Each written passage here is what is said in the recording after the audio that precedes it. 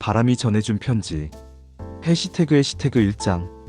가을 바람이 서늘하게 불어오는 어느 오후, 서울에서 내려온 은주는 부모님이 살던 시골집 앞에 서 있었다. 30년을 지켜온 낡은 기와지붕집은 주인을 잃은 후 더욱 쓸쓸해 보였다. 대문을 열고 들어서자 마당에 떨어진 감나무 잎들이 바스락거렸다. 이제 정말 정리해야겠네. 은주는 한숨을 내쉬며 현관문을 열었다. 집 안은 먼지 냄새와 함께 어머니의 향기가 희미하게 남아있었다. 거실 한편에 놓인 오래된 장롱을 열어보니 어머니의 옷가지들이 정성스럽게 개어져 있었다. 은주는 하나하나 꺼내며 추억에 잠겼다. 침실로 들어가 아버지의 책상 서랍을 열었을 때 그것을 발견했다. 누런 봉투들이 고무줄로 묶여 차곡차곡 쌓여 있었다. 첫 번째 봉투를 집어든 은주의 눈이 커졌다. 봉투 앞면에는 또박또박한 아버지의 글씨로 사랑하는 영희에게라고 적혀 있었다. 영희는 어머니의 이름이었다. 이게 뭐지? 은주는 조심스럽게 고무줄을 풀었다. 20개가 넘는 편지 봉투들이 모습을 드러냈다. 모두 같은 필체로 같은 사람에게 보낸 것들이었다. 은주의 가슴이 두근거리기 시작했다. 이 편지들은 무엇이며 왜 지금까지 숨겨져 있었을까? 창밖으로 바람이 불어와 서랍 속 편지들을 살짝 흔들었다. 마치 오랜 침묵을 깨고 세상에 나오고 싶어하는 것처럼. 해시태그 2장. 은주는 떨리는 손으로 첫 번째 편지를 꺼냈다. 봉투에서 나온 편지지는 세월의 흔적으로 누렇게 변해 있었지만 아버지의 정성스러운 글씨는 여전히 또렷했다. 1952년 5월 15일 사랑하는 영희야. 오늘도 너를 생각하며 이 편지를 쓴다. 전쟁의 소리가 점점 가까워지고 있지만 너와의 약속만은 절대 잊지 않겠다. 우리가 함께 꾸었던 그 꿈, 작은 집에서 아이들과 함께 살아가는 그날을 위해 오늘도 힘을 낸다. 은주의 눈시울이 뜨거워졌다. 이것은 단순한 연애 편지가 아니었다. 젊은 시절 아버지와 어머니의 간절한 사랑과 꿈이 담긴 생생한 기록이었다. 두 번째, 세 번째 편지를 읽어나가며 은주는 부모님의 숨겨진 이야기를 알게 되었다.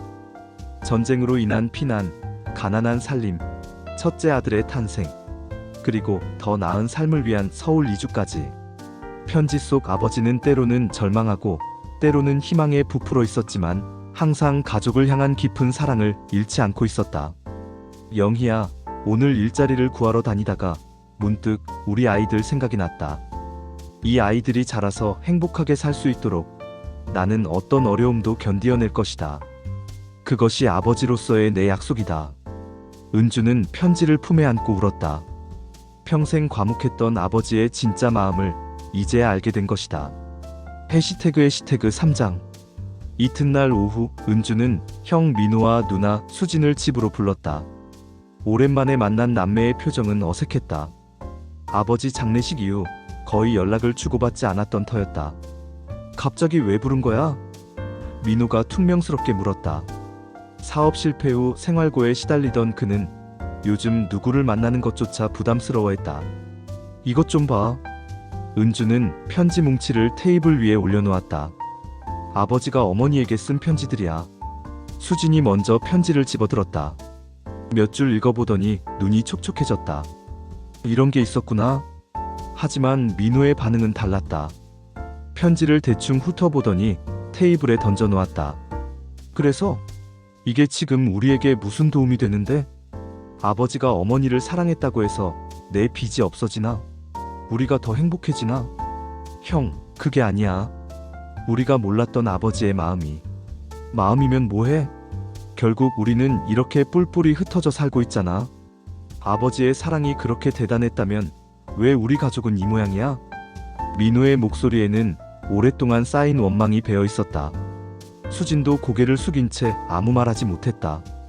각자의 삶에 치여 가족의 의미를 잊고 살아온 것이 사실이었으니까. 은주는 답답했다. 우리가 서로를 이해하지 못해서 그런 거 아니야? 이해? 민호가 비웃었다. 이해한다고 달라질 게 있어? 현실을 봐, 은주야. 해시태그 4장. 며칠 후 은주는 병원에 입원해 있는 어머니를 찾아갔다. 80세의 어머니 영희는 최근 들어 기력이 많이 약해진 상태였다. 병실 창가에 앉아 멍하니 바깥을 바라보던 어머니는 은주가 들어오자 미소를 지었다. 어머니, 이거 봐요. 은주는 편지들을 꺼내며 조심스럽게 말했다. 어머니의 눈이 편지를 보는 순간 크게 떨렸다. 떨리는 손으로 편지 하나를 집어든 어머니는 한참 동안 말이 없었다. 어머니, 이 편지들이 왜 숨겨져 있었어요? 아버지가 이렇게 깊은 사랑을 하셨는데. 어머니는 눈물을 닦으며 천천히 입을 열었다. 너희 아버지는 참 바보 같은 사람이었어. 사랑한다는 말도 제대로 못하면서 이런 편지는 몰래 써놓고. 어머니의 목소리가 떨렸다. 그런데 왜 우리에게는 보여주지 않으셨어요? 너희들이 다 컸을 때 보여주려고 했나봐. 아버지가 얼마나 너희들을 사랑하는지, 이 가족을 위해 얼마나 애썼는지. 그런데 그러지 못하고 먼저 가버렸지. 어머니는 편지를 가슴에 안으며 말했다. 이 편지들은 너희를 위한 아버지의 유산이야. 돈이나 재산보다 훨씬 소중한 것들이지. 너희가 언제라도 힘들 때 이 편지들을 읽어봐. 아버지의 사랑이 얼마나 깊었는지 느낄 수 있을 거야. 은주는 어머니의 말을 다시 형과 누나에게 전해야 한다는 생각이 들었다. 하지만 과연 그들이 이해해줄까? 해시태그 5장. 은주는 아버지의 발자취를 따라가기로 결심했다. 마을의 오래된 어르신들을 찾아다니며 부모님의 이야기를 들어보기로 한 것이다. 첫 번째로 찾아간 곳은 마을 이장을 지냈던 박할아버지 댁이었다. 아, 김서방 딸이구나. 그려, 너희 아버지 참 좋은 사람이었지. 박할아버지는 은주를 반갑게 맞았다. 할아버지, 저희 아버지가 어떤 분이셨는지 더 자세히 알고 싶어요. 허허, 그 양반은 말이야. 입은 무거웠지만 마음은 따뜻한 사람이었어. 마을에 어려운 일이 있으면 먼저 나서곤 했지. 특히 너희들 이야기는 입에 달고 살았어. 박할아버지의 기억 속 아버지는 은주가 알던 모습과 조금 달랐다. 힘든 일이 있어도 절대 약한 모습을 보이지 않았어. 내가 무너지면 가족이 무너진다고 하면서 말이야. 그런데 혼자 있을 때는 가끔 한숨 쉬는 걸 봤지. 그래도 다음 날이면 언제 그랬냐는 듯 씩씩하게 일터로 나가곤 했어. 다음으로 찾아간 곳은 아버지가 일했던 공장 동료의 집이었다. 김 과장님? 그분 정말 대단한 분이었어요. 그분은 눈시울을 붉히며 말했다. 월급 받으면 제일 먼저 하는 일이 가족 생각이었어요. 우리 애들 학비는 어떻게 마련할까? 아내에게 좋은 옷 하나 사줘야 하는데. 항상 그런 이야기만 하셨거든요. 은주는 점점 더 아버지의 진짜 모습을 알게 되었다. 집에서는 과묵했지만 밖에서는 늘 가족 자랑을 하던 아버지. 해시태그 6장. 은주는 형과 누나를 다시 불러 마을에서 들은 이야기들을 전했다.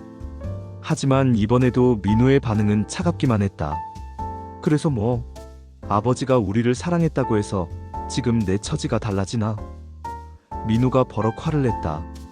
나는 지금 당장 빚쟁이들에게 쫓기고 있어. 아이들 학비도 못 내고 있고. 아버지의 사랑이 그렇게 대단했다면 왜 나는 이렇게 살아야 하는 거야? 수진도 고개를 저었다. 은주야, 우리도 각자 살기가 힘들어. 남편은 실직했고 아이들은 사춘기라 말도 안 듣고. 솔직히 옛날 이야기에 매달릴 여유가 없어. 언니들이 그렇게 생각한다면. 은주의 목소리가 떨렸다. 우리가 아버지가 지켜낸 걸 모르고 있는 것 같아. 우리가 이렇게 살 수 있는 것도, 교육받을 수 있었던 것도 모두 아버지 덕분이잖아. 그런 식으로 말하지 마. 민우가 소리를 질렀다. 아버지가 희생했다고? 그럼 우리는 아버지에게 빚진 존재야? 평생 고마워하면서 살아야 해? 그게 아니야, 형. 우리가 서로 사랑해야 한다는 거야. 아버지가 그렇게 바랐던 것처럼. 사랑? 수진이 쓴웃음을 지었다. 우리가 언제부터 사랑이 없었는지 생각해봐. 아버지 장례식 때도 우리는 서로 싸웠잖아. 세 남매는 서로를 바라보며 침묵했다. 각자의 마음속에는 오래된 상처와 원망이 깊이 자리하고 있었다. 아버지의 사랑만으로는 이 모든 것을 치유하기 어려워 보였다. 해시태그 7장. 어느 새벽 병원에서 급한 전화가 왔다. 어머니의 상태가 급격히 나빠졌다는 것이었다. 은주는 서둘러 형과 누나에게 연락했고 세 남매는 병원으로 달려갔다. 중환자실 앞에서 기다리던 남매들은 서로 말 한마디 없이 앉아 있었다. 며칠 전의 다툼이 아직 마음에 남아 있었기 때문이다. 면회 가능합니다. 간호사가 알려주자 세 사람은 조용히 어머니 곁으로 갔다. 산소 마스크를 쓰고 누워있는 어머니는 매우 약해 보였다. 하지만 자식들을 보자 희미하게 미소를 지었다. 어머니.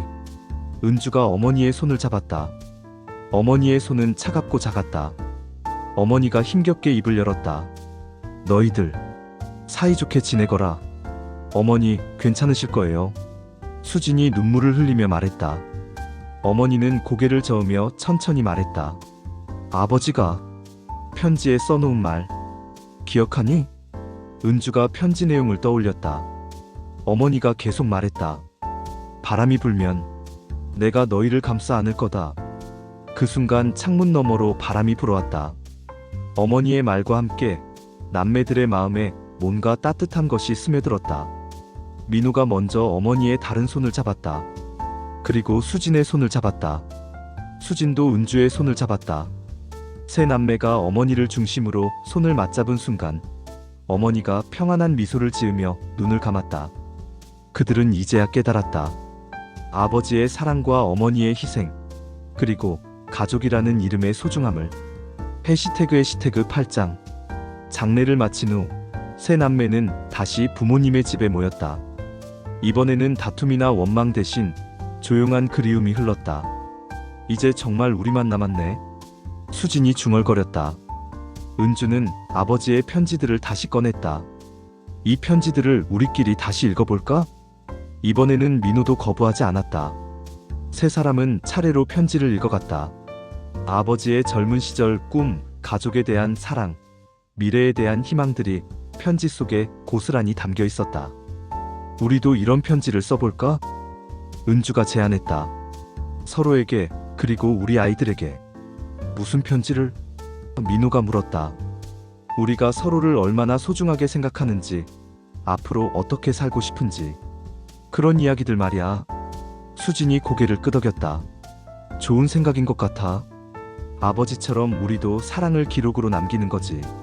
그날부터 세 남매는 각자의 이야기를 편지로 써내려갔다. 민우는 사업 실패의 아픔과 가족에 대한 미안함을, 수진은 아이들을 키우며 느낀 어머니의 마음을, 은주는 부모님을 떠나보낸 후의 깨달음을 써내려갔다. 한 달 후 그들은 이 모든 편지들을 하나의 앨범으로 만들었다. 아버지의 편지, 어머니의 사진, 그리고 자신들의 새로운 편지까지 모두 담은 가족의 기록이었다. 마지막 장을 덮으며 은주는 창밖을 바라봤다. 바람이 불어와 마당의 나뭇잎들을 흔들고 있었다. 그 바람 속에서 아버지와 어머니의 목소리가 들리는 것 같았다. 편지는 사라져도 사랑은 바람을 타고 이어진다. 은주가 중얼거렸다. 세 남매는 서로의 어깨에 기대어 미소를 지었다. 이제 그들은 알고 있었다. 가족의 사랑이 얼마나 소중한지, 그리고 그 사랑을 어떻게 이어가야 하는지를.